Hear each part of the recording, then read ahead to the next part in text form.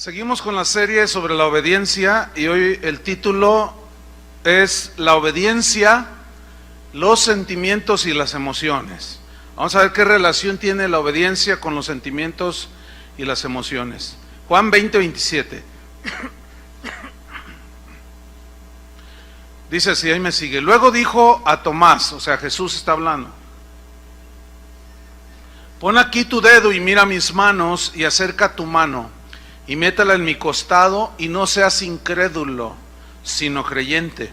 Entonces Tomás respondió y le dijo: Señor mío y Dios mío. Jesús le dijo: porque me has visto, Tomás, creíste. Bienaventurados los que no vieron y creyeron. Hay un sistema de vida y de pensamiento que llega a ser una filosofía y se conoce como subjetivismo. Esta es una filosofía que tiene que ver con nuestro modo de pensar, nuestro modo de sentir, nuestro modo muy personal de percibir las cosas. El subjetivismo le da mucho énfasis al yo pienso, yo creo, yo siento. Se le da una gran importancia a las emociones, a los sentimientos humanos. Los sueños son muy importantes para este tipo de personas que son muy subjetivas. Anoche tuve un sueño, soñé. Las fantasías, la intuición, hay muchos que confunden la intuición con la guía del Espíritu Santo, pero son ámbitos totalmente distintos. La imaginación, el instinto, todo esto son impulsos motivados por los sentimientos humanos, por las emociones puramente humanas. Ciertamente Dios puso en nosotros las emociones, los sentimientos, pero, como vamos a ver en la Escritura, nosotros los cristianos no debemos ser dirigidos, ni guiados, ni impulsados por nuestros sentidos espirituales, por nuestras emociones, por nuestra intuición humana, no. El cristianismo, por otro lado, en contra del subjetivismo, es un estilo de vida que rige la vida de una persona que se convierte a Cristo y que decide vivir las normas del reino de Dios. Se niega a sí mismo, no se deja guiar por sus anhelos, deseos, sueños, emociones y sentimientos personales. No, el cristianismo no es una religión para hacer sentir cosas bonitas a las personas. No, tampoco el cristianismo es una religión, no es una exhibición para ver milagros portentosos. Tampoco ese es el propósito, ni ese es el fin del cristianismo. Entonces hay un problema dentro del cristianismo que se desarrolló mayormente, siempre ha existido, pero en los últimos 100 años ha tenido un auge impresionante, y es precisamente el subjetivismo. Es decir, se predica un mensaje, un evangelio centrado en las emociones de las personas, en los sentimientos, en los deseos puramente humanos, en los sueños, en las emociones. El ver es muy importante, el tocar, el sentir es muy importante para muchos cristianos el día de hoy, y es producto de esta filosofía conocida como subjetivismo. Entonces vemos que las reuniones de los cristianos del día de hoy están llenas de mucho sentimentalismo, de mucho emocionalismo. Todo gira alrededor de las emociones de la gente, y ahí es donde se aprovechan los maestros que enseñan cosas erradas para manipular. Ellos son expertos en manipular las emociones de la gente, los sentimientos de la gente. Los hacen sentir cosas para hacerlos pues felices según ellos. Entonces vemos que este tipo de enseñanza dentro del cristianismo, de ahí se derivan expresiones como, por ejemplo, esta: venga a nuestra iglesia y sienta la presencia de Dios. Como si Dios nada más estuviera y se sintiera en un recinto como este, ¿sí? Otros dicen: venga, fíjense, todo centrado en las emociones y en los sentimientos. Venga y vea los milagros de Dios. Y si no hay milagros, ¿ve? Todo eso es subjetivo. Pero hay muchas frases que son típicas. Por ejemplo, esto es muy típico en iglesias donde las emociones son imprescindibles, ¿no? O sea, se exalta demasiado. Dicen, ¿cuántos de ustedes, está el predicador o el que está allí dirigiendo, dice, ¿cuántos de ustedes no sintieron la presencia de Dios hoy? No, pues en los auditorios siempre va a haber gente que por las circunstancias que están viviendo, perdieron el trabajo, están cansados, qué sé yo, no sienten, entre comillas, la presencia de Dios, porque mañana tienen que pagar la renta y están preocupados. Entonces están más metidos en eso, entonces les dicen, ¿cuántos no sintieron la presencia de Dios? Entonces no falta quien levante la mano, pásenle acá al frente, vamos a orar para que sienta la presencia de Dios. Y comienzan a orar por ellos y les empujan el vientre y les hacen en el nombre de Jesús y los angolotean y les hacen, los tumban. ¿Sientes la presencia de Dios? No. A ver, otra vez, en el nombre de Jesús. Y empiezan a forzarlos a que sientan la presencia de Dios. ¿Ya sentiste la presencia de Dios? Y el otro responde, no, todavía no. Dice, has de estar endemoniado. Sáquenlo allá, libérenlo y luego me lo traen. No, es que todos debemos, dicen, debemos sentir la presencia de Dios.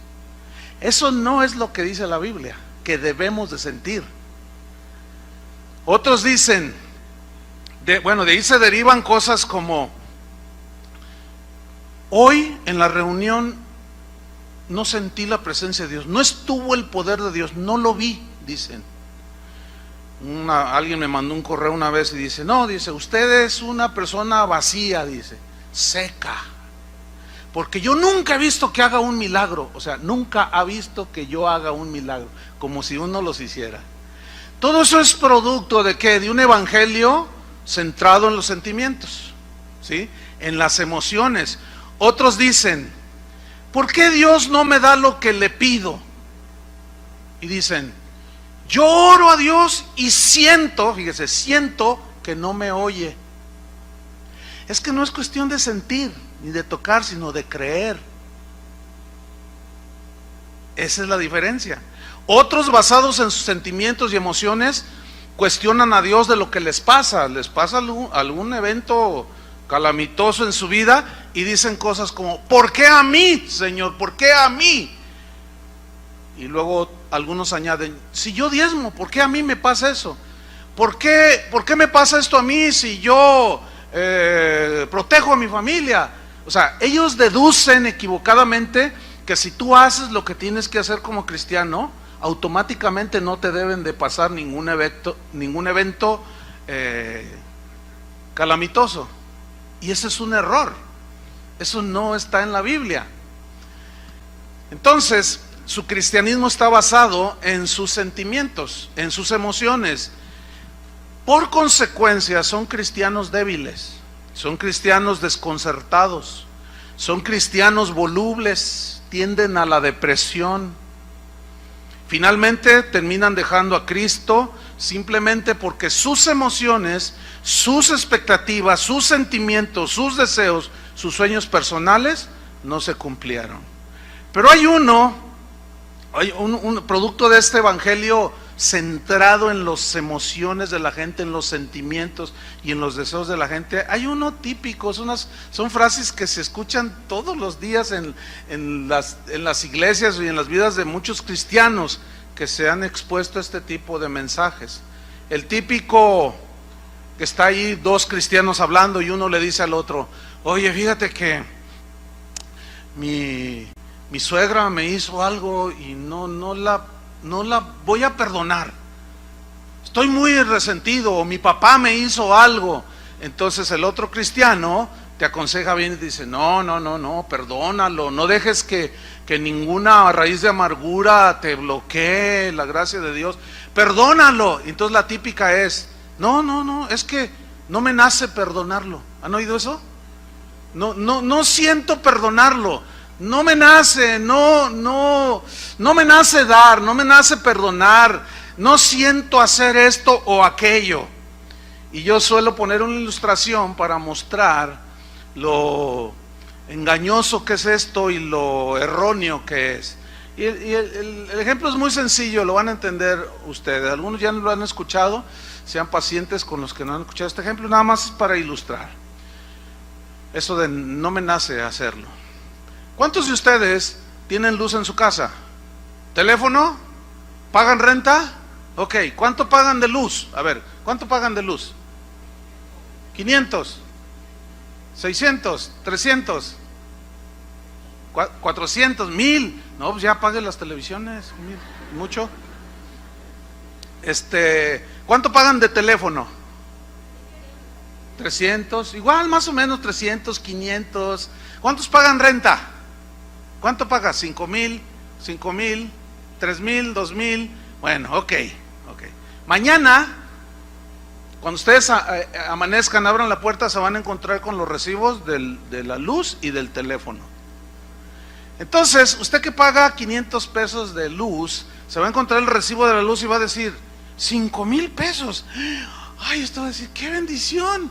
Mira, mi amor, le dice al marido que todavía está medio levantando allí, mira, un recibo de la luz, 5,000 pesos. Y el marido dice, qué bendición.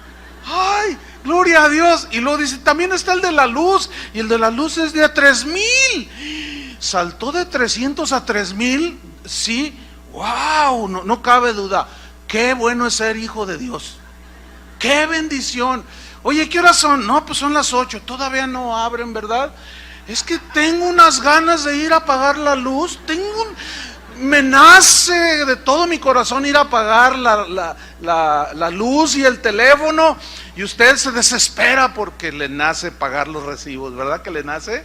Y usted llega desesperado ahí a las ventanillas a pagar sus recibos y ya, pero resulta que se encuentra con una fila de 3 kilómetros, porque hay 10,000 personas que les nace ir a pagar.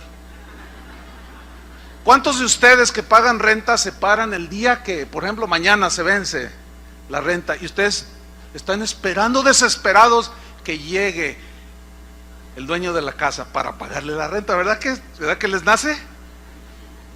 Ok, ¿qué sucede si no pagas la luz y el teléfono? ¿Qué sucede? Le hacen así, te lo cortan, ¿sí? Es decir, tú pagas la luz y el teléfono, te nazca o no te nazca, sientas o no sientas hacerlo, tú lo pagas sí o sí, porque si no lo pagas, te cortan la luz y la comunicación, ¿cierto? Tú no puedes llegar a Teléfonos de México y decirle, ¿sabe? Déjeme explicarle por qué no le puedo pagar el teléfono o la luz, porque yo perdí mi empleo y iba a decir, lo siento mucho, si no paga le cortamos la luz, ¿sí o no? Entonces tú tienes que pagarlo sí o sí, aunque no te nazca, aunque no sientas hacerlo. ¿Saben por qué algunos de ustedes tienen la luz espiritualmente hablando cortada? ¿Saben por qué algunos de ustedes tienen la comunicación con Dios cortada? Porque Dios te dice, trata bien a tu esposa para que tus oraciones no tengan estorbo. Entonces dice, no, es que no me nace, es que no siento. Perdona a tu papá, que dices que cómo estás amargado porque te abandonó tu papá. Es que no me nace perdonarlo, es que nunca te va a nacer. Entonces, como nunca te nace, no lo perdonas, etcétera. ¿Y qué sucede? Te cortan la luz. Ahora, algunos tienen un argumento y dicen, no, es que yo lo hago porque si no me siento como hipócrita. Por ejemplo, está dirigiendo Chuy García la alabanza. Y hay un momento en la alabanza que dice, levanta tus manos y alaba al Señor. Entonces tú estás allí y dices, no siento, es que no me nace. ¿Por qué voy a hacer algo que no me nace? Porque si yo hago algo que no me nace, entonces soy un hipócrita. No, estás confundiendo la gimnasia con la magnesia. Estás confundiendo la obediencia que dice la Biblia, alabad a Dios en su santuario. El rey David en el Salmo 103, no tiene que buscarlo, se ordenaba a sí mismo y decía, bendice alma mía al Señor y bendiga todo mi ser su santo nombre. ¿Por qué? Porque a veces nuestras emociones y sentimientos y sentir puramente humano nos bloquea obedecer a Dios, y de eso se va a tratar la enseñanza de hoy. Entonces la obediencia a Dios no contempla nuestros sentimientos, nuestras emociones como requisitos para obedecerlos, no. Dios nunca dice, si sientes o si te nace, hazlo. No, Dios nunca dice, obedece hasta que te nazca en tu corazón. Eso no está en la Biblia. A Noé le dio una orden: hazte un arca, les vas a predicar durante 120 años. Y dice, y Noé hizo como Jehová le dijo que hiciera. Dios nunca le dijo a Noé: oye, ¿te nace servirme? ¿Te nace ir a predicarle a la gente? No, dijo, ve. A Jonás le dijo, ve. A Moisés le dijo, libera a mi pueblo de la esclavitud de Egipto. No le dijo, ¿cómo ves, Moisés? ¿Sientes en tu corazón ayudarme? No. Entonces vemos que Dios nos ordena, nos da su palabra, que por cierto esa palabra fue diseñada para bendecirnos, no para bloquearnos, no para molestarnos.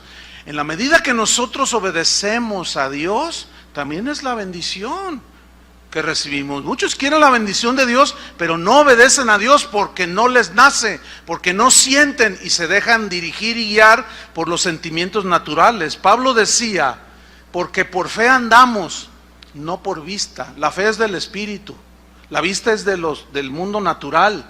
Entonces la fe está por encima de los sentimientos naturales, de las emociones humanas, de los anhelos y deseos nuestros.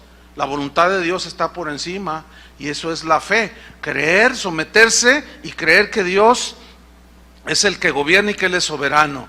Tomás, uno de los apóstoles, es el típico creyente dominado por sus sentimientos, por sus emociones, por lo que ve, por lo que toca, por lo que siente, y no por la fe. La fe es sólida, constante, te afianza, ¿sí? Vamos a Juan 20:18, que es donde tomamos el texto base. Y aquí el contexto, Juan 20:18, es que Jesús había resucitado ya después de haber muerto en la cruz. Se le aparece a María Magdalena y dice esto en Juan 20:18. Fue entonces María Magdalena para dar a los discípulos las nuevas de que había visto al Señor y que Él le había dicho estas cosas. Cuando llegó la noche de aquel mismo día, el primero de la semana, estando las puertas cerradas en el lugar donde los discípulos estaban reunidos, por miedo a los judíos, subraye miedo. El miedo es un sentimiento que nos inhibe, que nos da inseguridad, intranquilidad. Jesús se había muerto, los discípulos se habían acostumbrado a andar con Jesús, de pronto lo asesinan, lo matan, lo cuelgan en la cruz. ¿Cómo están? Temerosos, inseguros, se sentían emocionalmente abatidos, ¿cierto? Ok. Vino Jesús puesto en medio y les dijo: paz a vosotros. La paz es un sentimiento divino, la paz de Dios, no la paz del mundo. La paz es un sentimiento divino que te establece, te hace sólido. Pablo decía: la paz y la paz de Dios gobierne vuestros corazones. O sea, ese sentimiento de paz, este sentir, es espiritual, no es del mundo natural. Y eso es lo que nos hace sólidos. Por eso Jesús les dijo a ellos que estaban temerosos: paz a vosotros. Versículo 20. Y cuando les hubo dicho esto, les mostró las manos y el costado. Y los discípulos se regocijaron viendo al Señor. Quiero hacer notar esto: regocijaron. Notan que en un minuto ellos estaban tristes, inseguros y todo lo demás, y en un minuto ya estaban regocijándose. ¿Lo alcanzan a ver? ¿Qué nos enseña esto? Nos enseña que nuestras emociones, nuestros sentimientos, nuestro parecer es muy inconstante, ¿sí? Es como el clima. El clima puede variar. Como una vez estuve en una ciudad de Sudamérica que está junto a la cordillera de los Andes. En un mismo día experimenté frío congelante, calor sofocante, lluvia, humedad, pero en una sola mañana. Impresionante, que al otro día bromeábamos y decíamos: oye, ¿qué vamos a hacer? Porque mira, pues hace mucho frío, luego mucho calor, luego llueve. Bueno, nos ponemos unos bermudas y luego un abrigo y nos llevamos el paraguas. Y a la hora que hace mucho calor, pues en bermudas. Hace frío, te cubres. Llueve, sacas el paraguas. ¡Qué tremendo! Entonces estábamos bromeando y decíamos: ¡qué inestabilidad del clima acá! Y nunca se me olvida que el Señor me dice, mira, así como el clima de esta ciudad, así son muchos cristianos. Yo le dije, no entiendo, así de inestables. Ahorita puedes estar gozoso, feliz, y en 30 segundos se te acaba el gozo. Por diversas circunstancias. Tú puedes estar, no, gloria a Dios, ahora sí al Señor, cueste lo que cueste, yo lo serviré, aleluya, estoy tan feliz. Oiga, hermano, ¿qué pasó, hermano? Le acaban de robar su auto. Ya, se te acabó el gozo. Nuestros sentimientos cambian, varían de un minuto a... Tú puedes experimentar en un solo día la tristeza, el regocijo, todo. Y eso es justamente lo que el Señor quiere que entendamos para evitar ser guiados, dirigidos, impulsados por nuestros sentimientos humanos, por nuestras emociones humanas. Entonces, dice en el versículo 24, Juan 20, 24, pero Tomás, uno de los 12, llamado Dídimo, no estaba con ellos cuando Jesús vino. Le dijeron pues los otros discípulos, al Señor hemos visto, le dicen. Él les dijo, fíjate, si no ver, en sus manos la señal de los clavos, y metiere mi dedo en el lugar de los clavos, y metiere mi mano en su costado, fíjate, tocar, ¿entienden? Tocar, sentir, ver, tocar, sentir.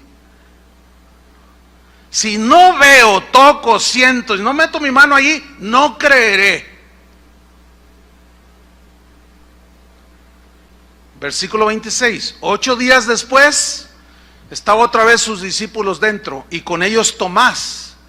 Llegó Jesús, estando las puertas cerradas, y se puso en medio y les dijo, paz a vosotros. ¿Ven cómo el Señor lo que quiere es que tengamos paz? ¿Por qué? Pero su paz. Él dijo, mi paz os dejo, mi paz os doy. Yo no les doy la paz como el mundo se las da. ¿Cómo la da el mundo? Les voy a poner un ejemplo. Tú tienes que pagar mañana 5,000 pesos de renta, pero no tienes, no ajustas, te faltan 500 pesos y mañana hay que pagar, y eso te tiene intranquilo. Y vienes a lo mejor a la reunión y estás ahí, Señor, súpleme, y no lo alabas, nomás estás pensando en ti, ¿sí? No te centras en Él, sino en tu necesidad. Y ay, no siento tu presencia, y ay, ahí estás sufriendo. Pero ese mismo día en la mañana llega un abogado, cuando tú vas a pagar la renta, y te dice, oiga, necesito que vengamos acá a la notaría porque usted acaba de recibir de una tía, ¿se acuerda de su tía Juanita? Murió y le dejó un testamento y le dejó $1,000,000. Y viene la paz. ¿Entendió? Y llegó la paz, gloria a Dios. Entonces usted ya tiene paz. Y confunden la paz que el mundo da con la paz de Jesús. Por eso es que todo mundo quiere su bienestar económico, quiere estar sano, quiere tener todo lo bueno, quiere estar tranquilo, no quiere tener problemas. Y por eso muchos predicadores se dedican a eso, a que usted obtenga nada más dinero, posesiones, etcétera, y confunden con la paz. Pero esa es la del mundo.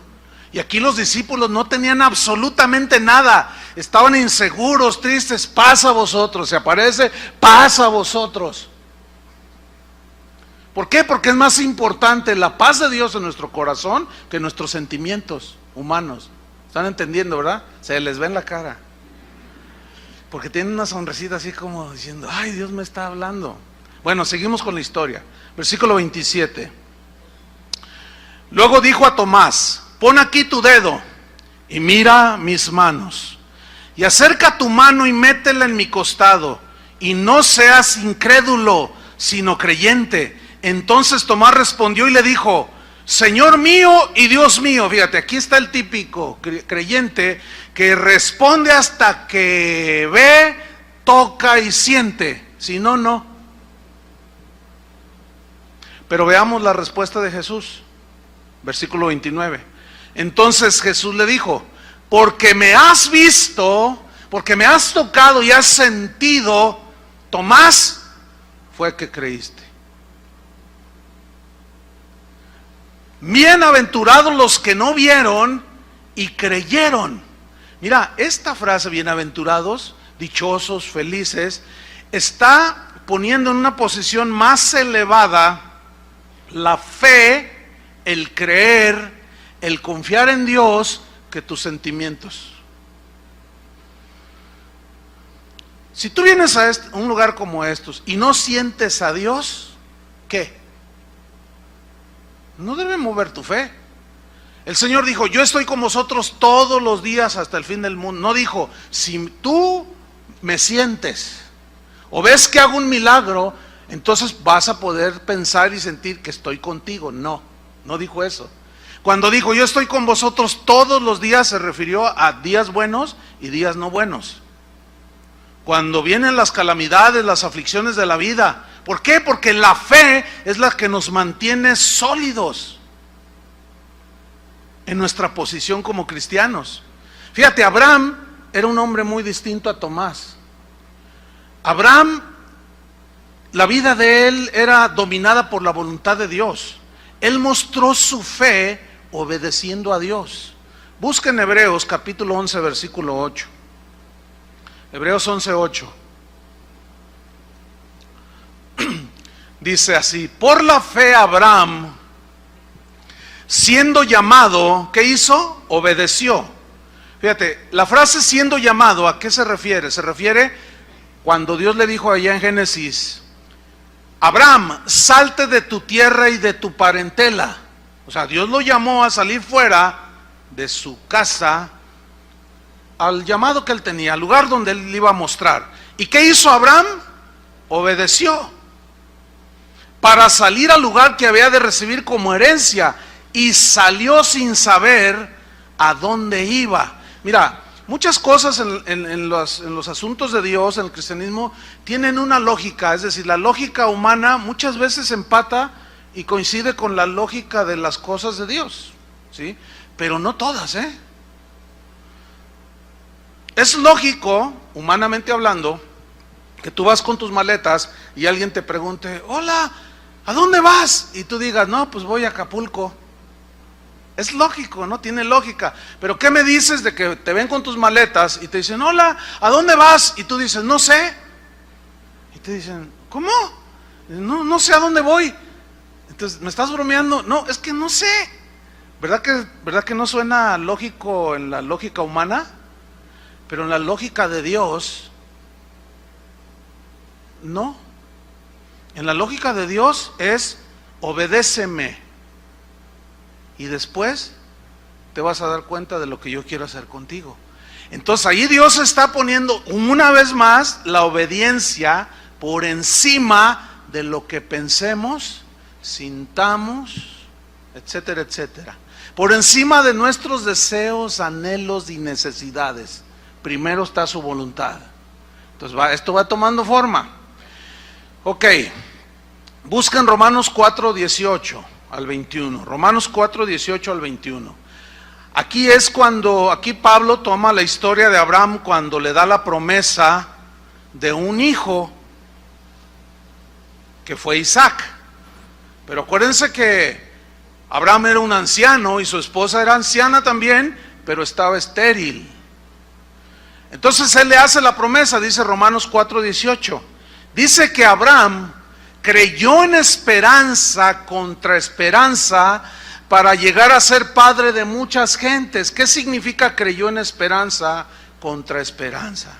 Significa que la esperanza que le dio a él, Abraham, la promesa de Dios le da una promesa, surge una esperanza en él de tener un hijo, y creyó en la esperanza que Dios le daba a Abraham, creyó contra o a pesar de la esperanza natural que él no podía tener hijos. ¿Entendió? Eso es creyó en esperanza que le daba Dios contra la esperanza natural que ya no había. Entonces él creyó en esperanza contra esperanza para llegar a ser padre de muchas gentes. Y mire, subraye lo que viene a continuación, conforme a lo que se le había dicho. No a lo que se le ocurrió a Abraham, sino a lo que Dios le había dicho. ¿Qué le había dicho Dios? Así será tu descendencia. Y esto es tomado del Génesis. Abraham, heme aquí, Señor, sal afuera y cuenta las estrellas. Y sale Abraham de su tienda y mira las estrellas. Dice, no son incontables, Señor. Así será tu descendencia.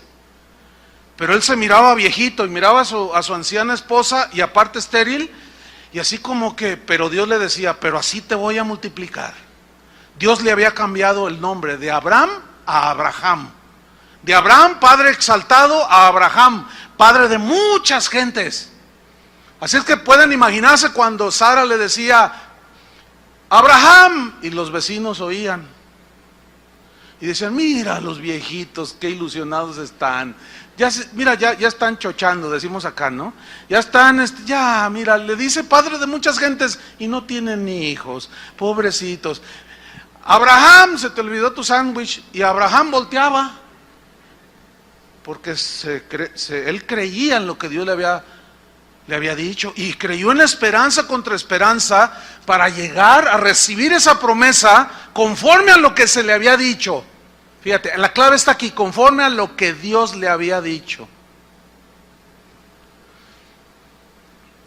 Los muros de Jericó, que mencioné hace unas enseñanzas pasadas, cuando Dios les dice que den 7 vueltas y al 7º día griten, las murallas de Jericó caerán. Bueno, así lo hicieron ellos, pero Dios les dijo que lo hicieran, ¿cierto? Ok. Y ahí van los israelitas y comienzan a dar vueltas, y al 7º día dan la 7ª vuelta y gritan con todas sus fuerzas, tocan las trompetas y las murallas se cayeron. La pregunta es, ¿por qué se cayeron? ¿Porque gritaron y dieron vueltas o porque obedecieron a lo que Dios les dijo? A lo que obedecieron, a lo que Dios les dijo. Entonces fue por la obediencia. Ok, fíjense lo irracional de nosotros los cristianos sentimentales, emocionales, etcétera, etcétera. Pero varias veces aquí en Guadalajara se han juntado los cristianos y han dicho, más de uno ha dicho, Dios me dijo que fuéramos alrededor de la catedral de aquí y que le diéramos 7 vueltas y que al 7º día, así como las murallas de Jericó, vamos a gritar y se van a caer ese santuario del diablo, dice. Y ahí están los cristianos y los periodistas, ¿qué están haciendo? Estamos haciendo guerra, dicen. Y empiezan a dar vueltas. Llega el 7º día y gritan con todas sus fuerzas y tocan los chofares y las trompetas, y ahí siguen las torres de la catedral. Ven, eso es guiarse por pura emoción, por algo que les emocionó la historia y deducen que así es todo. Y los periodistas se dan vuelo. Los cristianos quisieron derribar las torres de la catedral y gritaban como locos y siguen en pie. Ve cómo las emociones, el emocionalismo, el sentimentalismo, cosas que Dios no dijo, porque nuestras emociones nos engañan y nos llevan a hacer cosas que son irracionales aún, espiritual y naturalmente hablando. Ahora fíjate lo que dice el versículo 19, Romanos 4:19. Ok, ahí está creyendo en esperanza contra esperanza. 19, y no se debilitó en la fe. Fíjate cuántas veces dice fe. Aquí es la primera. No se debilitó en la fe, o sea, en la confianza plena en Dios, al considerar su cuerpo. Considerar su cuerpo significa al ver su cuerpo. ¿Cómo estaba su cuerpo? Que estaba ya como muerto, siendo de casi 100 años. O sea, a pesar de que él vio en lo natural su cuerpo, o la esterilidad de la matriz de Sara, a pesar de que él consideró y vio a Sara, su mujer, ancianita, viejita, y aparte estéril, fíjate, aquí está, ¿cómo se siente en lo natural? Una total imposibilidad, ¿no es cierto? Pero en la fe no. La fe confía en lo que Dios le dice y te hace estar sólido. Ahora bien, había una lucha en Abraham. La lucha era en si creer y mantenerse firme o dejarse arrastrar por sus sentimientos, por sus emociones y por cómo él pensaba o sentía. Entonces, como Dios, para Dios es subjetivo, no es lo objetivo, sino sub, quiere decir que está abajo. Eso significa sub, que está abajo de algo. Nuestros sentimientos, anhelos y propósitos son subjetivos. Primero está la voluntad de Dios. Y Dios tenía una voluntad para este hombre. Entonces él no se debilitó, versículo 20, tampoco dudó por incredulidad de la promesa de Dios, sino que hizo, se fortaleció ¿cómo? En fe. Otra vez vuelve a decir la fe. ¿Por qué? Porque Abraham de alguna manera había entendido que lo que él lo podía mantener sólido y certero en el camino de Dios era la fe, era creer en Dios, confiar en Dios. Entonces él se fortaleció ¿cómo? Dando gloria a Dios, alababa a Dios. Se miraba al espejo y se sentía mal. Miraba a su esposa, no, peor. Pero luego la fe lo hacía levantar. Y decía, pero Dios me lo prometió, ¿cómo le va a hacer? No sé, pero yo creo. Esa es la verdadera fe. Versículo 21, plenamente convencido estuvo Abraham de que era también poderoso Dios para hacer todo lo que había que prometido. Dios no va a hacer nada que no te ha prometido. Dios no va a hacer nada que Él nunca prometió en su palabra. Dios no está obligado a apoyar algo que Él nunca ha dicho. Así puedes tener un sentimiento, porque algunos confunden. Yo tengo mucha fe. Y pasa un año y no llega nada de lo que quieren recibir. Y al rato ya se van del Señor. ¿Dónde está la fe? Esa no es fe. Ese era un sentimiento de fe. Lo confunden. Era un anhelo que tenían y ese anhelo les obligó a sentir una supuesta fe que nunca existió. Ahora, la obediencia de Abraham, él tuvo una revelación que Pablo posteriormente en el Nuevo Testamento nos la revela. Pablo dijo, no mirando nosotros las cosas que se ven.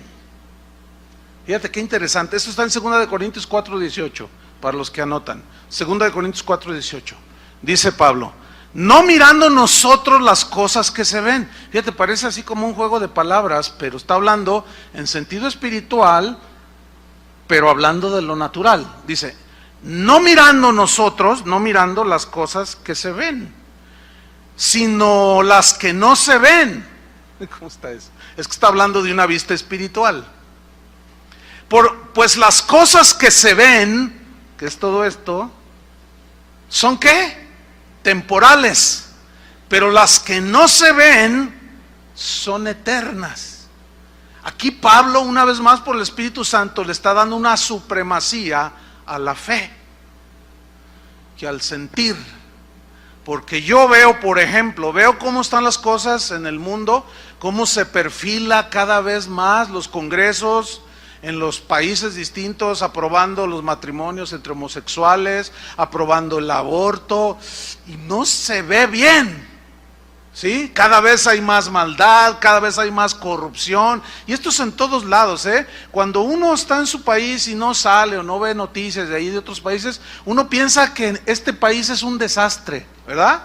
Y dicen, ay, no, estamos envueltos, no, Dios mío, qué país tan espantoso. Pero déjame decirle una cosa, todo el mundo está igual o peor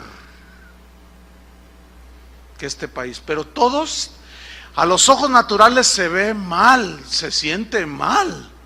Tú dices, Señor, y a mis hijos cuando los lleve cuando tengan que ir a la universidad, y eso te provoca un sentimiento de inseguridad, ¿sí o no? Pero entonces ahí es donde Jesús dice, ¿y dónde está vuestra fe? ¿Dónde está vuestra fe? ¿Se acuerdan cuando Jesús iba caminando en el mar? Que Pedro, dijeron todos, ¡un fantasma! Le dice, no soy un fantasma, soy yo, les dice. Entonces Pedro le dice, si eres tú, a ver, manda que yo vaya sobre las aguas. Ven, le dice. Entonces él fue porque Dios le dijo, ven, ¿no? Y se baja de la barca y comienza a andar sobre el agua. Pero dice, pero viendo Pedro las olas, se comenzó a hundir. Porque al ver las olas y su circunstancia de alrededor natural, le dio miedo, inseguridad, duda, y sus sentimientos lo arrastraron. ¿Entienden? quitó sus ojos de Jesús y se empezó a hundir. Entonces, mira, cuando se va hundiendo, mira a Jesús, le dice, Señor, sálvame. Y vuelve a mirar a Jesús y Jesús lo rescata. Y lo tiene junto a él. Y dice que ambos regresaron a la barca. O sea, volvió a caminar sobre el agua. Pero ya junto a Jesús. Pero mientras él, que luego hablaremos más de Pedro, porque era un hombre muy emocional, miraba las cosas que se ven, sentía las cosas que se sienten humanamente. Entonces, primero, hermanos, es creer y obedecer, y luego se entiende. Uno de los padres de la iglesia dijo, no trates de entender primero, sino primero obedece. Obedece primero y luego entenderás. Y eso fue lo que hizo Abraham. Abraham, cuando fue llamado, obedeció y salió sin saber a dónde iba. Él no entendía, sin duda no entendía. Cuando Dios nos mandó a la Argentina en el año 89, me dijo, vete. Yo no entendía, pero yo no necesitaba entender. Dios no esperaba que yo entendiera. Dios me pedía obediencia. Dios es lo mismo con todo, siempre ha sido así. Dios no te va a esperar cuando Él te da una orden. Él no va a demandar, ¿cómo te sientes? ¿Te sientes bien? ¿Estás dispuesto? ¿Cómo ves esto? No. Él lo único que espera es que le obedezcas. A Él no le interesa cómo te sientes tú. Parece contradictorio. ¿Por qué? Porque siempre se ha predicado, y más, como decía al principio, en estos últimos 100 años, todo centrado en el hombre, en las necesidades del hombre, y no en las demandas de Cristo. Por eso es que hoy dice uno una cosa como esta y suena extraño que se diga, a Dios no le importa cómo te sientes, a Él lo que le importa es que le obedezcas. Y oye, es raro, ¿a poco no? No suena así como, ay, no, ¿qué está diciendo este? Claro, porque están tan hundidos y sumergidos en ese evangelio de emociones que suena extraño, pero eso es lo que enseña la Biblia. Cuando Dios le pidió a Abraham que sacrificara a su hijo después de 25 años que esperó para que se lo diera, el niñito crece y es un adolescentito. Y cuando le dice en Génesis 22:1, dice, aconteció después de estas cosas que probó Dios a Abraham y le dijo a Abraham, y él respondió, heme aquí significa, dime, estoy a tus órdenes, manda lo que quieras.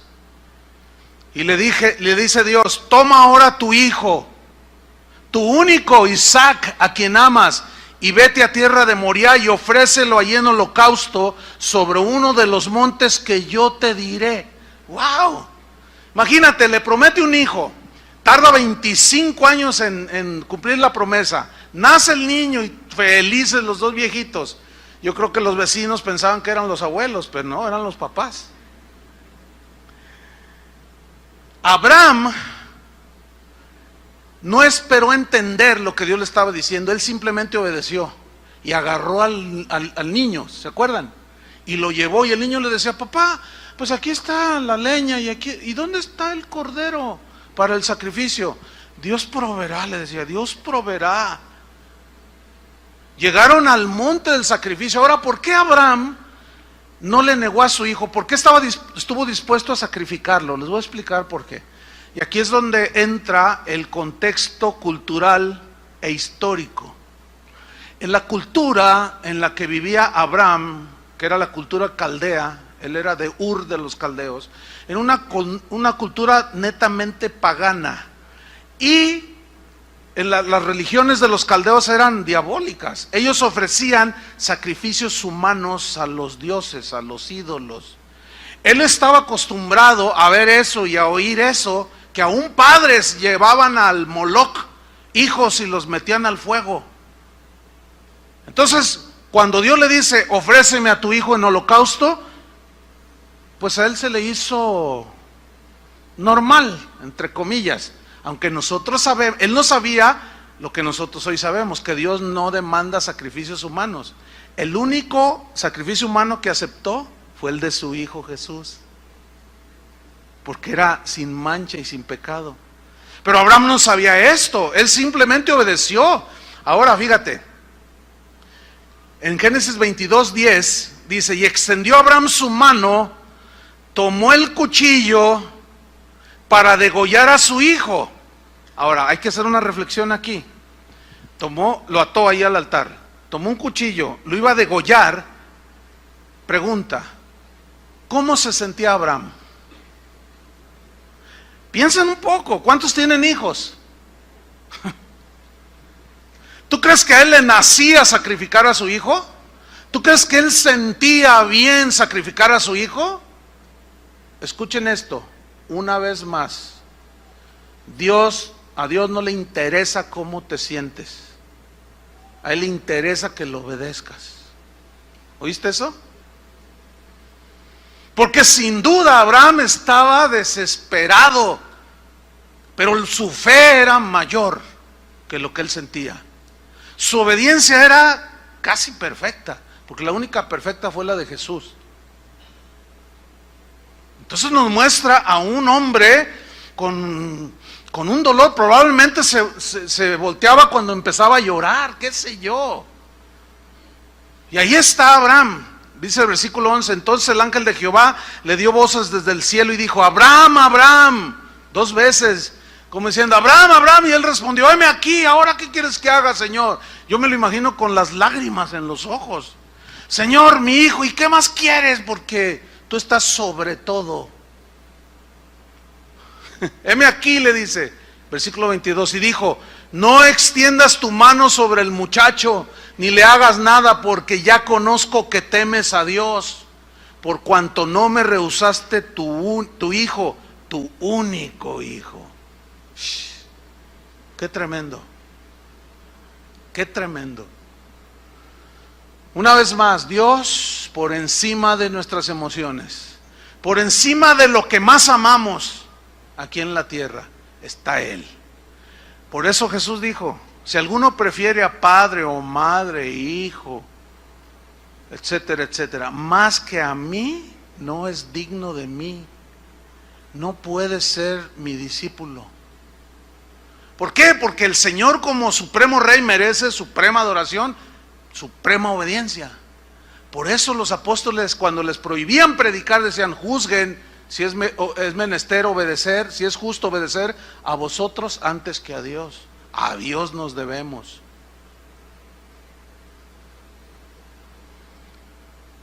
Otra vez. Pero vamos a ver este ejemplo que es tremendo, el ejemplo de Pedro, el apóstol. Pedro era un hombre muy sentimental, era súper emocional. Esto lo hacía ser un hombre voluble, precipitado, inestable, como las olas del mar. Pedro se llamaba Simón, y cuando Jesús lo vio y lo llamó, le dijo, tu nombre será Pedro. Pedro significa piedra. Cuando le dijo, tu nombre será Pedro, piedra, le dio a entender que él iba a tratar con su carácter emocional súper impetuoso, arrebatado. Ahorita estaba llorando y al rato ja, ja, ja, ja, y al rato bien impetuoso y al rato bien cobarde negando a Jesús. Piedra, porque piedra habla de, ¿qué ponen bajo un edificio? Piedra, ¿qué hace sólido la construcción? Piedra habla de algo sólido, inamovible, una roca. Sí, los vientos pueden arrebatar cosas, hasta árboles, pero las piedras no se mueven, esas están sólidas.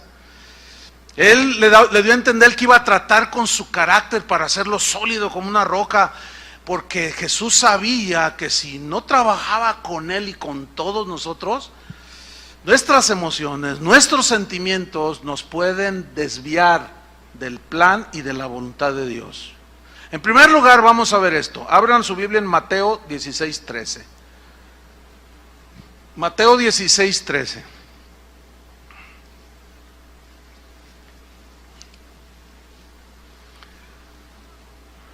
¿Qué historia esta? Fíjate, Pedro hizo una declaración aquí realmente sorprendente. Pero pongan mucha atención. Mateo 16:13, ¿ya lo tiene? Bien, vamos ahí, dice así. Viniendo Jesús a la región de Cesarea de Filipo, preguntó a sus discípulos diciendo, ¿quién dicen los hombres que es el Hijo del Hombre? O sea, ¿quién soy yo? ¿Quién dicen que soy yo? Ellos le respondieron: unos dicen que eres Juan el Bautista, otros dicen que tú eres Elías. Fíjense qué confundidos estaban, Y otros dicen que eres Jeremías o alguno de los profetas. Versículo 15, Él les dijo: y vosotros, mis discípulos, ustedes los que me siguen. En otras palabras, parafraseando a Jesús, me interesa que me conozcan. Ustedes, ¿quién dicen que soy yo? ¿Quién decís que soy yo? Le preguntó a quién, a los discípulos. ¿Quién respondió? ¿Por qué? Porque él era súper arrebatado, emocional, sentimental, impetuoso. No pensaba las cosas, no conectaba su lengua con su mente. Pero en este caso, vean lo que sucedió. Respondió Pedro y dijo: tú eres el Cristo, el Hijo del Dios viviente. Entonces le respondió Jesús: bienaventurado eres. Pero todavía le llama Simón. Es bien interesante esto. Primero le había cambiado el nombre de Pedro, pero todavía no era Pedro, el sólido. Todavía era Simón. Simón, el hijo de Jonás. Simón, hijo de Jonás, dice: bienaventurado eres porque no te lo reveló carne ni sangre, o sea, persona alguna, sino ¿quién? Mi Padre que está en los cielos. ¡Wow! ¡Qué revelación! Escuchen bien, cristianos, y uno que otro cristianoide. Escuchen bien. El hecho de tener revelaciones de Dios no te hacen una persona estable ni madura. Porque las revelaciones son por soberanía de Dios. ¿Entiendes? Esta es una revelación realmente poderosa. Tú eres el Cristo, el Hijo de Dios. No todos entendían eso. Y Dios se lo había revelado, pero todavía era un hombre muy emocional, muy inestable, ¿sí? Muy voluble, muy impetuoso. Vamos a verlo. Versículo 20. Entonces mandó a sus discípulos que a nadie dijesen que él era el Jesús, que él era Jesús, el Cristo. En otras palabras, no le digan a nadie que yo soy el Mesías. ¿Nunca se han preguntado por qué les dijo no le digan a nadie?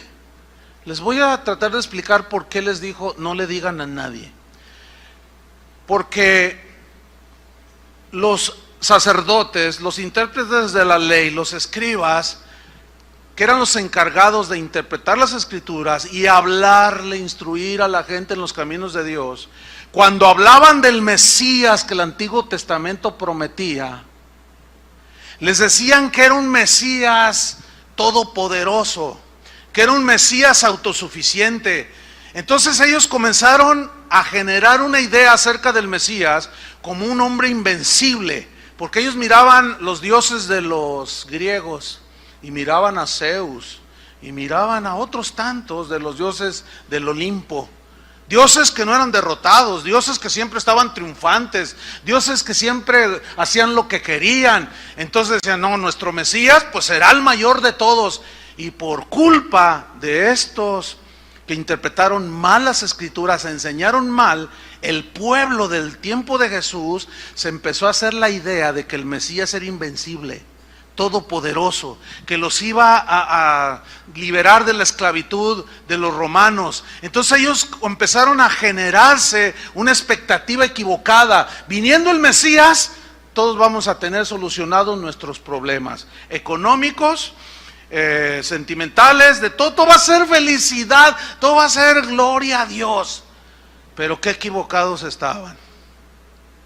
Ciertamente Jesús es todopoderoso, pero su primera venida como Mesías no eran lo que ellos esperaban.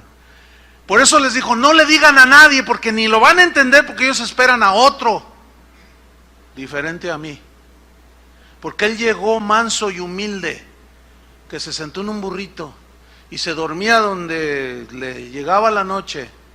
Totalmente contrario a la expectativa de un militar poderoso, de un señorón, ¿entienden? Versículo 21. Desde entonces, fíjate, yo quiero que no separes el versículo 15 hasta el 21, no es corridito, o sea, no es un evento separado. Tú eres el Cristo, el Hijo del Dios viviente. Ok, no le digan a nadie. Versículo 21, desde entonces comenzó Jesús a decirle a sus discípulos que le era necesario ir a Jerusalén y padecer mucho de los ancianos. Esa palabra padecer significa sufrir. ¿Mucho de quiénes? De los intérpretes de la ley, de los ancianos, de los principales sacerdotes y de los escribas, y ser muerto y resucitar al tercer día. En otras palabras, retomamos. ¿Quién decir la gente que soy yo?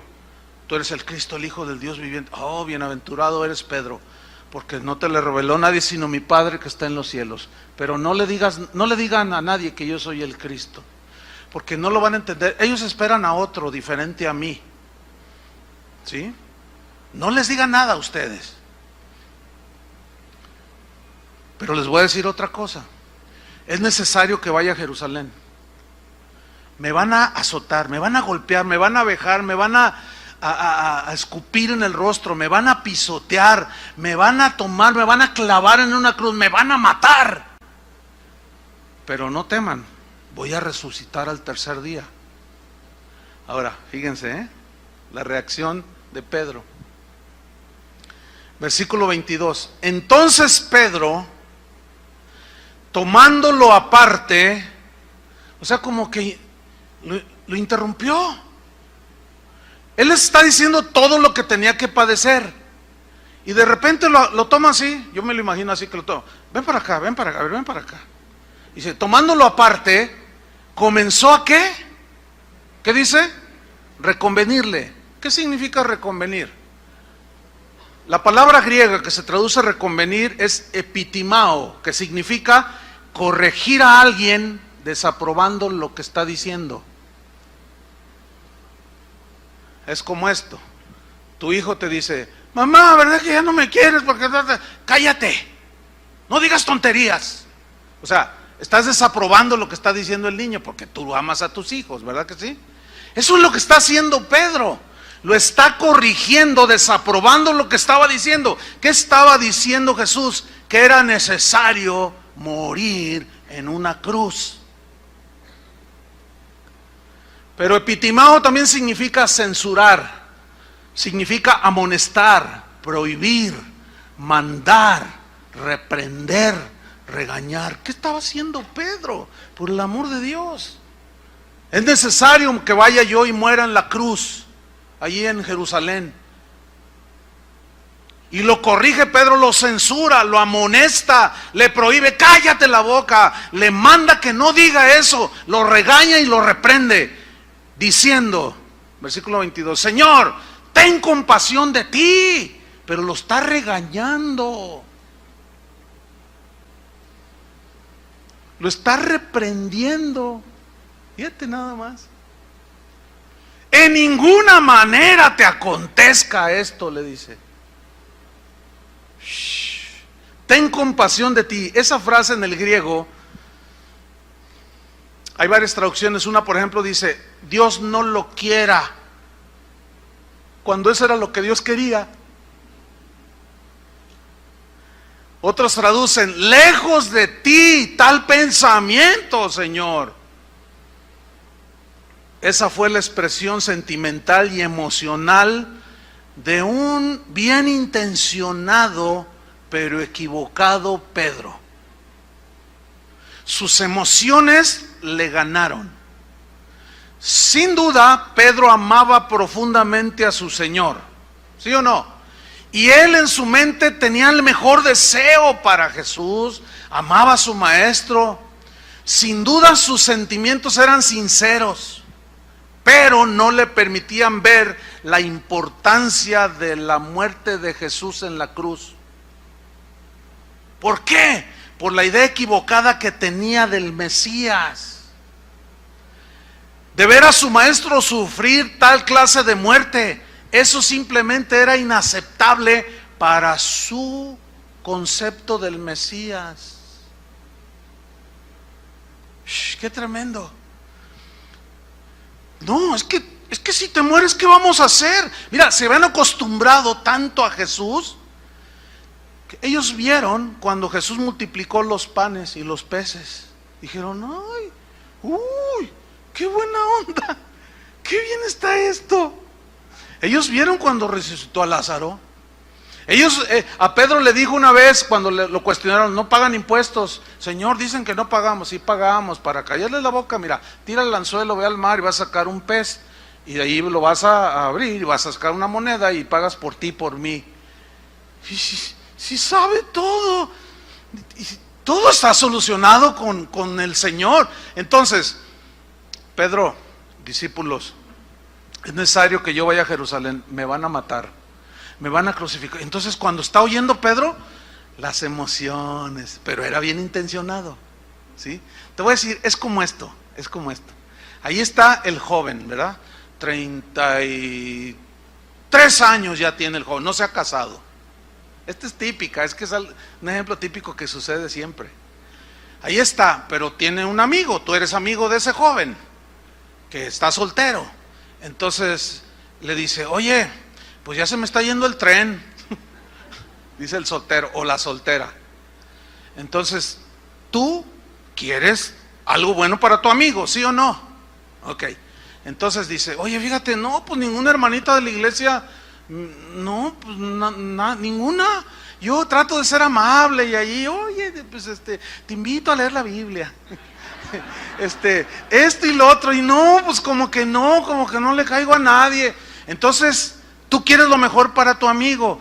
No te preocupes, yo voy a orar por ti. Él tiene tu esposa, la que va a ser tu esposa.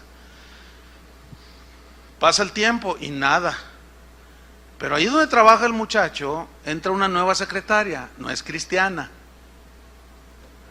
Entonces el muchacho la saluda y la otra la saluda así muy amable, hola, ¿qué tal? Y le empieza a hacer ojitos y lo empieza a hacer sentir. Pongan atención, lo empieza a hacer sentir. Y pasa otro día y empieza a verla y ya la ve. Y empieza a sentir emociones. Entonces un día le dice, oye, ¿no me invitas a un café? No, pues el otro está ilusionadísimo. Pero escuchen, sus sentimientos no lo dejan, no le permiten ver que está violentando la palabra de Dios. No te unáis en yugo desigual. No alcanza a verlo. Entonces, como tú quieres el bien para él, viene y te dice, oye, ¿qué crees? Hermano, fíjate que, pues ya ves, aquí ni una hermanita de la iglesia me hace jalón. Pues yo no sé qué hacer, pero ¿qué crees? Hay una chica en el trabajo, miras qué ordenada, qué educada, que la pone como lo máximo, la mejor mujer del mundo. Entonces, como tú quieres lo mejor para tu hermano, le dices, te voy a ayudar en oración, hermano. Ya te involucró en sus sentimientos. ¿Entiendes? Ya los sentimientos, las emociones de ambos les están desviando del camino que Dios quiere para ti. Espero me esté explicando. Entonces dice, no, pues mira, pues vamos a orar, a lo mejor es la que Dios tiene para ti. Pues sí, que al cabo, además, y luego la conoce, ¿no? ¿Sabes qué? Es mejor que las hermanas de casa de oración. No, sin duda, hermano. Gloria a Dios. Vamos, hazlo. Así estaba Pedro. Él tenía la mejor intención porque amaba al Señor y no quería lo malo para él. Pero su emocionalismo lo estaba arrastrando. ¿Lo alcanzan a ver?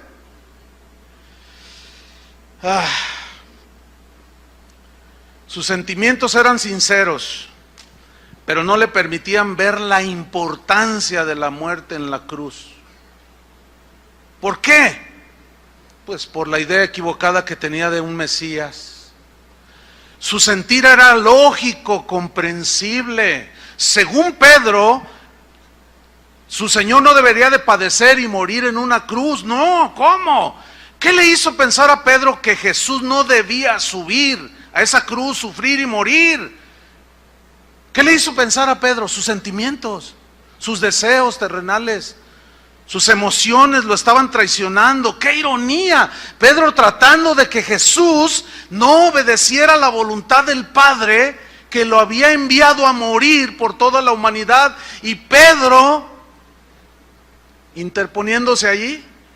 ¿Qué acaso no entendió Pedro lo que escuchó muchas veces cuando decían: he aquí el Cordero de Dios? Cuando iba a la sinagoga, no entendía la explicación, porque tal vez la torcían, o cuando decían, he aquí el Cordero de Dios que quita el pecado del mundo. Implica allí que ese Cordero tiene que ser sacrificado.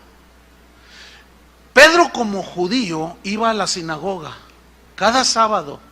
¿Cuántas veces leyó y le explicaron la escritura de Isaías 53? Mas él herido fue por nuestras rebeliones, molido por nuestros pecados.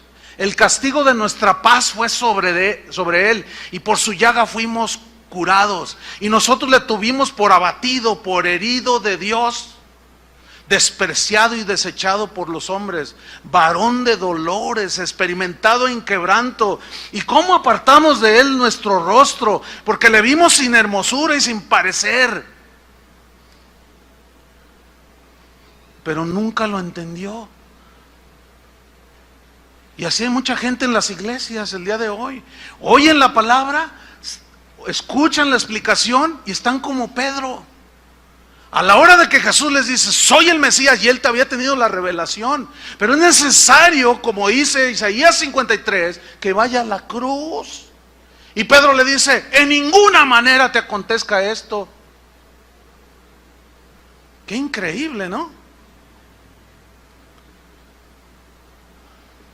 Las emociones y sentimientos de Pedro estaban tratando de que se realizara el último pacto entre Dios y los hombres. Ese pacto tenía que ser sellado con la sangre del Cordero. Si no hay cruz, no hay perdón de pecados. Si no hay perdón de pecados, no hay salvación. Pedro se interpone entre Jesús y la cruz. Aquí está la cruz a la que Jesús debía subir. Aquí está Jesús rumbo a la cruz, y Pedro se pone en medio y le dice: no, espérate. No, ten compasión de ti mismo. ¿Cómo? Que no te acontezca esto, por favor, Señor. Ay. Quiero recordarles esto, que el pasaje es el mismo. Pedro tuvo, unos minutos antes, una revelación sublime de Jesús como el Cristo, el Cordero de Dios, y en 2 minutos estaba diciendo lo más diabólico que podía haber dicho. ¿Se dan cuenta cómo somos los humanos? Por eso, y simplemente por esa es la razón por la cual no debemos ni de guiarnos ni por sueños, ni por sentimientos, ni por intuición. Una vez estaba en una reunión, terminé de predicar, por ahí andaba yo, no fue aquí en casa de oración, y se me acerca una señora y me dice: pastor, usted no sabe, solo Dios sabe cuánto lo aprecio, de verdad yo lo amo mucho. Ah, gracias, hermano. Una señora como de 60 años, gracias, hermana. Dice: pero ¿sabe una cosa? Le voy a dar un consejo. Le digo: a ver, dígame. ¿Por qué no? Pues todos aprendemos. Dice: ya no se preocupe tanto por la iglesia, ya no se preocupe tanto por las ovejas del Señor, me dice. No, tranquilo, tenga paz. Entonces yo le digo: ¿y por qué me dice eso? Es que usted se ve que es un hombre que no tiene paz, se ve un hombre intranquilo, se ve bueno, ustedes que me conocen pues se darán cuenta si soy así o no. Se ve un hombre que siempre está preocupado, que hasta a lo mejor hasta ni duerme y hasta colitis ha de tener.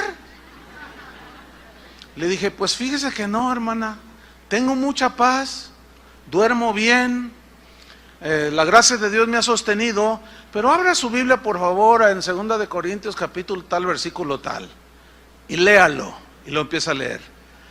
En peligro de ladrones, en peligros de los de mi nación, peligros entre falsos hermanos, peligros de los de mi nación, peligros, y todavía más lo que sobre mí se agolpa, la preocupación por todas las iglesias. Y cuando lo lees le hace, ay hermano, bueno, le digo, mire, entonces Pablo era un hombre que tenía mucha paz, ¿sí o no? Pero no hay que confundir la preocupación porque ustedes caminen bien con Dios, que es nuestra responsabilidad de enseñarles. Por eso la generación en la que visitó, que prevalecía cuando Jesús vino a la tierra, pobre generación, producto de una mala enseñanza de quién era el Mesías. Y esa es la preocupación de los pastores, que las ovejas caminen bien, sean fieles, tengan la verdadera fe, no se dejen engañar, no se dejen desviar. Esa es una preocupación genuina, pero no es falta de fe. Ustedes entienden, ¿verdad? Entonces la señora esta me dice, ay hermano, pues es que yo pensé, no, espérame, es que usted me dijo, Dios me dijo. No, lo que usó fue la intuición. O sea, la intuición es, usted intuye algo, ¿no? Intuye algo, o sea, ve un perro así que, y entonces usted intuye que hay peligro. Ahí el Espíritu Santo no le dice, cuidado con el perro. No, porque la intuición es algo natural. Usted se aleja del peligro, es algo natural. Y así hay un montón de gente en las iglesias que por intuición profetizan, por intuición dicen cosas, pero no es el Espíritu de Dios. Se dejan llevar por una emoción o un sentimiento que tienen ahí arraigado, qué sé yo, por qué razón, como esta señora. Era obvio que estaba equivocada.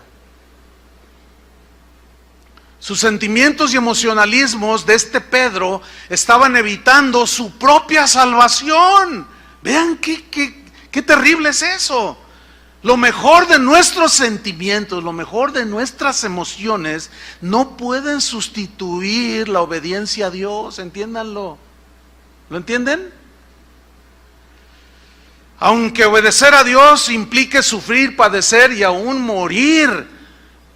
Pablo dice ahí en el libro de los Hechos que confirmaba el ánimo de los discípulos y les exhortaba que permaneciesen en la fe y les decía, es necesario que a través de muchas tribulaciones entremos en el reino de Dios. Hechos 14:22. Finalmente vamos a ver la reprensión de Jesús a su amado Pedro, que en ese tiempo era Simón todavía. Su amado discípulo, versículo 23, su amado discípulo, pero muy emocional, muy sentimental, muy impetuoso, muy, nada que ver. Mateo 16:23, pero él, o sea Jesús, volviéndose dijo a Pedro, quítate de delante de mí, Satanás, me eres tropiezo. ¡Qué ironía! Pedro la roca funcionando como piedra de tropiezo.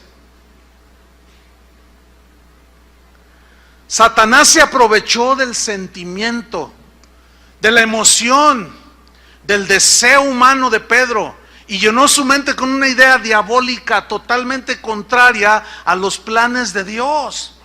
Y Jesús le dijo a Pedro la razón de esta reacción. En el mismo versículo 23, quítate delante de mí, Satanás, me eres tropiezo. Y aquí está la razón. Porque no pones la mira en las cosas de Dios. No ves lo espiritual, ves lo natural, sino en las cosas de los hombres. Versículo 24, entonces Jesús dijo a sus discípulos, si alguno quiere venir en pos de mí, ¿qué? Quiero que ustedes sean entendidos, hermanos. Y vean que el pasaje es el mismo, no está separado. ¿Por qué les dice a sus discípulos, si alguno quiere venir en pos de mí, niéguese a sí mismo, tome su cruz y sígame? ¿Por qué? Porque el negarse a sí mismo es dejar a un lado tus buenos deseos, aunque sean muy buenos, tus motivaciones, aunque sean sublimes, como las de Pedro. Pero si esos sentimientos anulan la palabra de Dios, no es de Dios. Por eso es que nosotros no debemos de ser guiados por los sentimientos, por la intuición, por el sueño que tuve y vi que descendió de una nube un ángel con 7 alas y que se venía directo a ti y te atropellaba. Cuídate, hermano, porque ¿y quién sabe tanto rollo? Por favor, hermanos, no es así. Si alguno quiere venir en pos de mí, niéguese a sí mismo, tome su cruz y sígame. Fíjese el 25, que es lo que Pedro quería hacer. Porque todo el que quiera salvar su vida, el que pretenda, no, aquí todo bien, todo próspero, todo a gusto, todo el que quiera salvar su vida o conservar su vida bien, todo gloria a Dios, aleluya, la perderá. ¿Qué es lo que está llevando a muchos cristianos a la perdición? Los evangelios que hoy se predican, centrados en lo que tú quieres, en lo que tú deseas, en lo que tú sientes, en lo que tú ves. ¿Me están entendiendo, cristianos? Y todo aquel que pierda su vida por causa de mí, o sea, que menosprecie su vida, sus sentimientos, sus anhelos, por más buenos que sean, y lo sustituya por la voluntad de Dios, salvará su vida. Eso significa la hallará. Pero luego viene un versículo que parece que no tiene nada que ver y que explica la situación interna del emocional Pedro, versículo 26. Parece que no tiene sentido, pero dice, porque ¿qué aprovechará el hombre si ganare todo el mundo? ¿Qué quería hacer Pedro? ¿Qué expectativas tenía del Mesías? Quería todo lo material, ¿entienden? Y Jesús le dice, no, Pedro, ¿qué aprovechará el hombre si ganare todo el mundo y perdiere su alma? ¿O qué recompensa dará el hombre por su alma? Ok, ya obtuviste todo. ¿Y qué? ¿Le vas a pagar a Dios para que te salve? Ayer después de la enseñanza se me acercó una señora. Pastor, ora por mí, me dice. Yo le digo, claro, ¿cuál es tu necesidad? Me dice, bueno, mire, es que en realidad yo no vengo aquí, dice, pero yo lo oigo por internet. Pero dice, hace como, no sé, 8 meses, dice, yo tengo un nieto. Y como de 6 años, y él tenía asma, y cada vez que le da el ataque de asma, casi se asfixia, se muere. Entonces yo oí el internet y dije, pues voy a ir allí. Y yo lo traje a mi nieto, dice, y usted me dijo, así me dijo, usted estaba así bajita la señora. Me dice, usted oró por él. ¿Sabe qué pasó? Desde ese día se le quitó el asma. Yo le digo, el Señor lo sanó. Y dice, sí, no, usted. No, espérame, no, yo no. El Señor. Bueno, ahora, ¿cuál es su necesidad? Y me dice, es que quiero que ore por mí porque tengo VIH, tengo SIDA. Entonces yo le digo, oiga, entiendo que usted sabe que esa enfermedad es mortal. Dice, por supuesto, dice, pero como usted sana, pero como usted tiene poder, dice, yo lo vi. Y dice, pues dije, pues ahora que me lo detectaron que ya es positivo, dije, voy a ir. Entonces le digo, ok, vamos a orar. ¿Sabe que Dios la puede sanar? Dios es poderoso y la puede sanar. Pero le voy a hacer una pregunta más importante que su sanidad física. ¿Es usted salva? ¿Ha sido lavada con la sangre de Cristo? Y me mira y dice, sí. Le digo, no. Le digo, mire, ¿de qué le sirve a usted que Dios la sane? ¿Cuántos años tiene? 65. Pues ya está más para allá que para acá. No le dije eso. Le dije, bueno, lo más normal es que, mire, todos vamos a morir. Y ya la gente estaba saliendo. Aquí estábamos, yo le dije, mire, todos esos, incluyéndome a mí, vamos a morir. Dios la puede sanar del VIH o de lo que sea, pero un día se va a morir. Y Dios la sanó, usted sintió, vio la sanidad, pero usted va derechito al infierno. ¿Sí o no? Ahora, es la verdad lo que yo le estaba diciendo, ¿sí o no? ¿Cuántos leprosos se sanaron? 10. ¿Cuántos se salvaron? 1. Y Pedro estaba preocupado porque Jesús no muriera, porque se acababan las expectativas. Oigan, había visto que el vino, el agua la había convertido en vino, los peces los había multiplicado, y dijo, no, atún toda la vida, y con lo que me gusta el atún. Caminaba en el agua, hacía milagros por todos lados. Dijo, no, de aquí soy. No te me mueras. No te me mueras, Señor. No, imposible.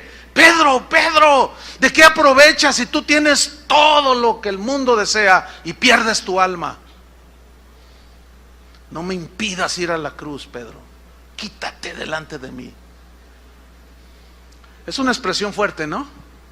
Quítate delante de mí, Satanás. Otra vez, Jesús no le importaba las emociones y sentimientos de su apóstol. Pues ¿sabes una cosa? Tampoco a Dios le interesa lo que tú sientas, pienses o desees. A Él lo que le interesa es que le obedezcas. Punto. Eso es lo único que quiere. Y ahí es donde ya a muchos no les gusta. Por eso en la predicación del Evangelio, como lo que ustedes acaban de oír, no les gusta a la gente. Y cuando lo escuchan, se sienten agredidos, como Pedro se sintió agredido por Jesús. Dejemos de predicar la cruz y la gente no puede ser salva. Que fue exactamente lo que Pedro hizo con Jesús, interponerse. Que es lo que están haciendo muchos predicadores el día de hoy. Se están interponiendo entre el cristiano que debe de ir también a crucificar como Pablo. Con Cristo estoy juntamente crucificado, ya no vivo yo, mas vive Cristo en mí. Lo que ahora vivo, lo vivo en la fe del Hijo de Dios, que me amó y se entregó por mí. ¿Qué más puedo hacer yo? No, Cristo, no vayas a la cruz. Él ya pagó por ti. Ahora tú disfruta la prosperidad. Que hablan como Walter Mercado, ¿verdad? Disfruta el bienestar aquí en la tierra, la mejor casa, el mejor carro, que tu familia, tus hijos estudien en la Universidad de Harvard, que tú tengas lo mejor de todo del mundo. Quítate delante de mí, Satanás. Pocos se atreven a decir eso. Quítate delante de mí, Satanás. Porque ese Satanás, ese no es el Espíritu de Dios. ¿Por qué? Porque sabe Satanás que somos emocionales, sentimentales y egoístas, y por ahí nos da. Por eso el niéguese a sí mismo es totalmente lo contrario. Eso es el Evangelio, hermanos. Obediencia, sentimientos y emociones. ¿Qué relación hay? Ninguna. Oremos. Padre, muchas gracias por tu palabra. Gracias, Señor, porque sin duda tú nos hablas cada día. Gracias, Señor, porque llevar la cruz, negarnos a nosotros mismos, es renunciar a nuestros deseos, nuestro sentir humano. Negarnos a nosotros mismos es entregar nuestros deseos y anhelos. Cargar nuestra cruz implica que te obedezcamos. A ti no te interesa mucho, por no decir nada, lo que sintamos o pensemos, o anhelemos o deseemos. Lo único que pides es obediencia.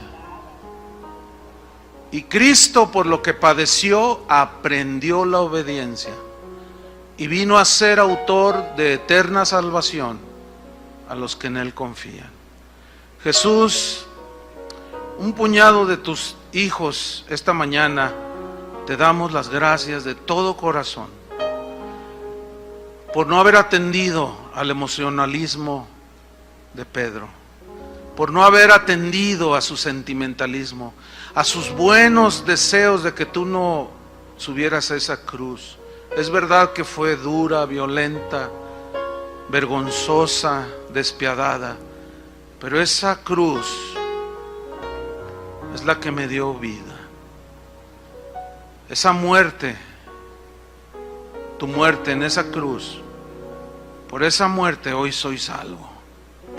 Gracias, Jesús. Gracias, Padre, porque tú nos amas y quieres que Que veamos lo que no se ve, puestos los ojos en Jesús, no en las cosas que se ven, porque estas son temporales, pero las que no se ven son eternas. Gracias te damos, Señor. Gracias, Padre. Sabemos que los sentimientos ahí van a estar, las emociones humanas ahí van a estar, y vamos a luchar cada día con ellas. Pero por tu palabra, Señor, guíanos cada día. En el nombre de Jesús. Amén. Que Dios los bendiga a todos.